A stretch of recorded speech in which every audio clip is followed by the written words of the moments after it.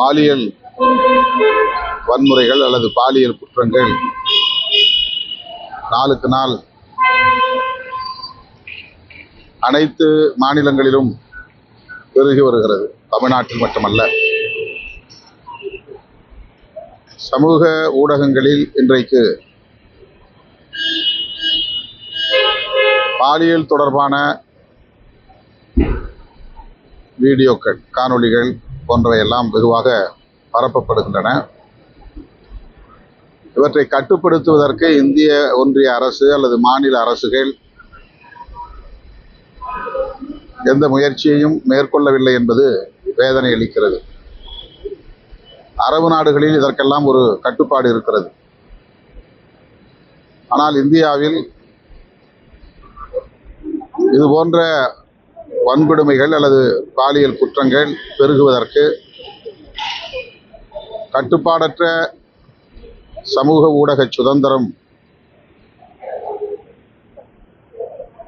YouTube போன்ற வலைத்தளங்கள் இயங்குவது முக்கியமான காரணமாக சொல்லப்படுகிறது. வல்லுநர்களின் கருத்தாக இருக்கிறது. ஆகவே தேசிய அளவில் பாலியல் வன்கொடுமைகள், பாலியல் குற்றங்கள் பெருகுவதை தடுப்பதற்கு தேசிய அளவிலான ஒரு கொள்கை வரையறுக்கப்பட வேண்டும். இந்திய ஒன்றிய அரசுக்கு அதிலே பொறுப்பு இருக்கிறது. மாநில அரசுகளுக்கும் பொறுப்பு இருக்கிறது.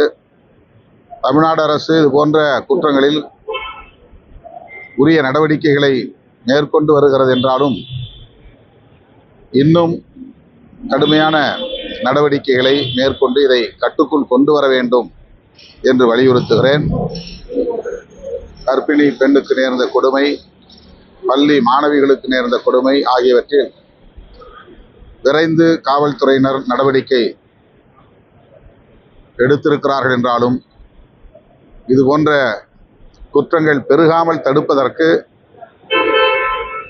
உரிய நடவடிக்கைகளை மேற்கொள்ள வேண்டும் என்று நான் வலியுறுத்துகிறேன்.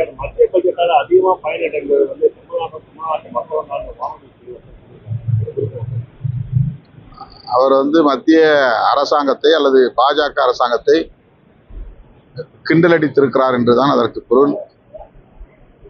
இந்த நிதிநிலை அறிக்கையில் தமிழ்நாடு முழுமையாக வஞ்சிக்கப்பட்டிருக்கிறது என்பது அனைவரும் அறிந்த உண்மை.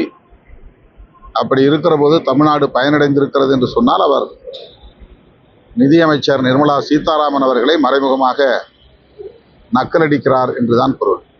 வட மாநிலத்தை சார்ந்தவங்க தமிழ்நாட்டிலிருந்து கொள்ளையடிச்சுட்டு உத்தரப்பிரதேசத்துக்கு அந்த மாதிரிப்பட்ட மாநிலத்துக்கு போகும்போது இங்கிருந்து போலீஸ்காரங்க அவங்களை ரெக்கவர் பண்ண முடியாத நிலை இருக்கு. அவங்களோட போலீஸ் சப்போர்ட் இல்லை அப்படின்னு சொல்றாங்க. குறிப்பா போன மாசம் தாம்பரத்துல ஒரு போலீஸ் கிட்டே ட்ரெயினை பறிச்சுட்டு போனா 8 இடத்துல வழிபறி பண்ணாங்க. 20 போலீஸ் போய் அங்கே போய் பிடிக்க முடியாம இப்ப திரும்ப வராங்க. அவங்களுக்கு என்ன ரீசன் சொல்றாங்கன்னா அங்கோட போலீஸ் கோஆபரேஷன் இல்லை, அவங்க ஊருக்குள்ளே போக முடியல அப்படின்னு சொல்றாங்க. இது தமிழ்நாடு மாநிலத்துக்கும் மற்ற மாநிலத்துக்கும் இடையிலான போலீஸ் எந்த மாதிரியான ரூல்ஸ் இருந்தா இருக்குன்னு நினைக்கிறீங்க? இது என்ன மாதிரி நடவடிக்கை? காவல்துறை அந்தந்த மாநில அரசுகளின் கட்டுப்பாட்டில் இருக்கிறது. இதில் இந்திய ஒன்றிய அரசு தலையிட இயலாத ஒரு நிலை. மாநில அரசுகளுக்கு இடையிலே, மாநிலங்களில் உள்ள காவல்துறையினருக்கு இடையிலே ஒரு புரிந்துணர்வு தேவைப்படுகிறது. அந்த வகையில் ஒவ்வொரு மாநிலங்களை சார்ந்த காவல்துறையினரும் அவ்வப்போது கலந்து பேசி தங்களுக்கு இடையிலான பிரச்சனைகளை விவாதிப்பதன் மூலம் ஒரு தீர்வை எட்ட முடியும். ஏற்கனவே அவ்வாறு மாநிலங்களுக்கு இடையிலான காவல்துறையினர் ஒன்று கூடுவது,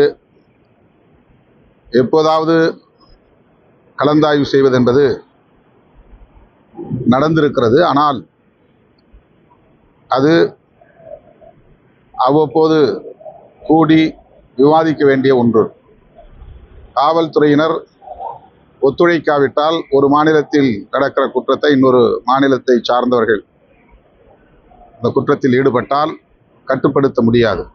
எனவே காவல்துறையினருக்கு இடையில் உரிய கலந்தாய்வு தேவைப்படுகிறது என்பதை இதிலிருந்து நம்மால் உணர முடிகிறது. தமிழ்நாட்டில் சில திட்டங்களை பிற மாநில அரசுகள் பின்பற்றுகிறதுன்னு சொல்லிட்டு தமிழ்நாடு அரசு பெருமை பெற்றிருக்கு. ஆனால் பிற மாநிலங்கள் போல தமிழகத்தில் சாதிவாரி கணக்கெடுப்பு நடந்த ஏழு விதைக்கிறது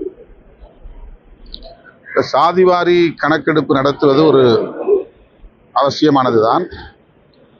ஆனால் அதை இந்திய ஒன்றிய அரசு தான் மேற்கொள்ள வேண்டும் என்ற நிலைப்பாட்டை திமுக தலைமையிலான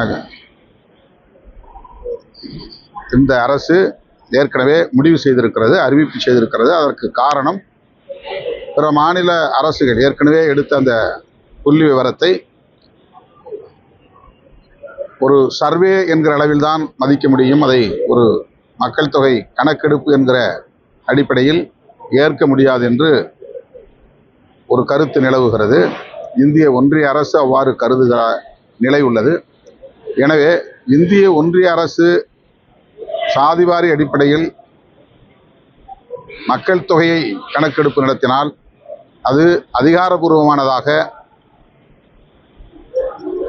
எல்லா மாநிலங்களுக்கும் உரிய ஆதாரபூர்வமாக அமையும். ஒரு ஆத்தென்டிக் பாப்புலேஷன் என்கிற அடிப்படையில் அது அமையும். எனவே இந்திய ஒன்றிய அரசு எடுப்பதுதான் சரியானது என்கிற நிலைப்பாட்டை திமுகவும் திமுக தலைமையிலான அரசும் கொண்டிருக்கிறது. மாநில அளவில் சில முதலமைச்சர்கள் அந்த நிலைப்பாட்டை எடுத்திருப்பதை சுட்டிக்காட்டி விடுதலை சிறுத்தைகளும் மாநில அரசே அந்த கணக்கெடுப்பை நடத்தலாம் என்ற கோரிக்கை நாங்கள் வைத்திருக்கிறோம். தமிழ்நாடு அரசு அதை பரிசீலிக்க வேண்டும். அதே போல வந்து பாத்தீங்கன்னா சமூக நீதி தற்போது அவரோட கட்சியிலே வந்து பாத்தீங்கன்னா சாதி வாரியான உறுப்பதை வந்து வரமாறுதல் பல நிர்வாகிகள் வந்து குற்றம் சாட்டியிருக்கிறாங்க.